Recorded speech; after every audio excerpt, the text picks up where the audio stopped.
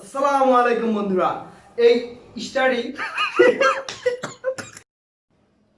আসসালামু আলাইকুম বন্ধুরা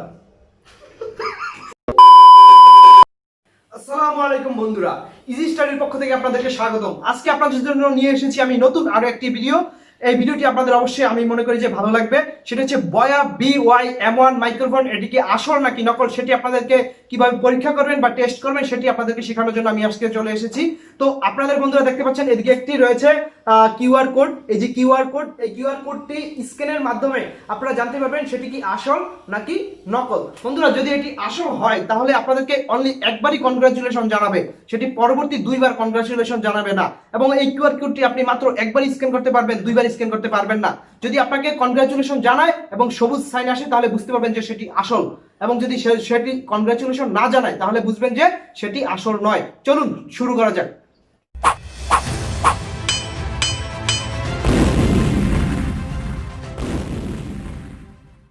হ্যালো বন্ধুরা, এখন আমি আপনাদেরকে দেখাবো কিভাবে আপনারা আপনাদের বয়া যে মাইক্রোফোন রয়েছে, বয়া বাই BY-M1 যে মাইক্রোফোনটি রয়েছে সেটি আপনারা কিভাবে চেক করবেন যে সেটি অরিজিনাল কি না। তো এটার জন্য আপনাদেরকে একটি কিউআর কোড স্ক্যান করতে হবে এবং এই কিউআর কোডটি একবারই স্ক্যান করতে পারবেন। তো আমরা এই জন্য আমাদের স্ক্যানারে চলে যাব। তো সবার ফোনে মেনলি স্ক্যানার না থাকলে অনেকে আপনারা প্লে স্টোরে, গুগল প্লে স্টোরে আপনারা পেয়ে যাবেন।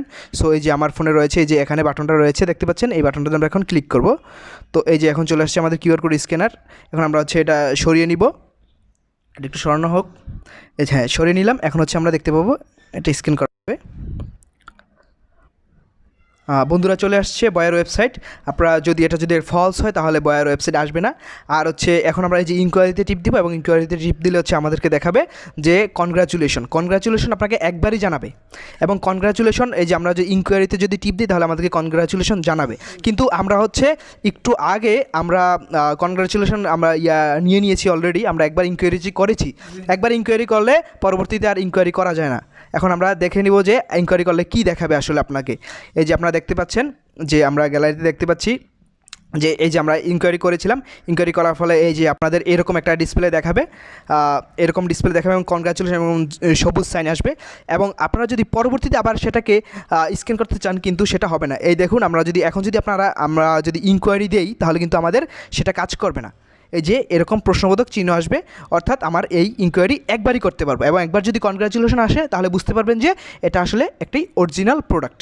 এই ছিল বন্ধুরা সম্পূর্ণ ভিডিও। অবশ্যই আপনারা ভালো লাগলে এই ভিডিওটি লাইক দিবেন, এবং যদি ইনফরমেটিভ হয়ে থাকে অবশ্যই আমার চ্যানেলটি সাবস্ক্রাইব করবেন।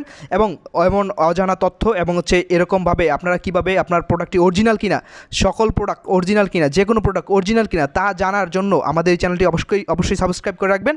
আমরা পরবর্তী ভিডিওতে আমরা আরও যে শাওমির প্রোডাক্টগুলো রয়েছে সেগুলো অরিজিনাল কিনা কীভাবে চেক করবেন সেগুলো আমরা জানাবো।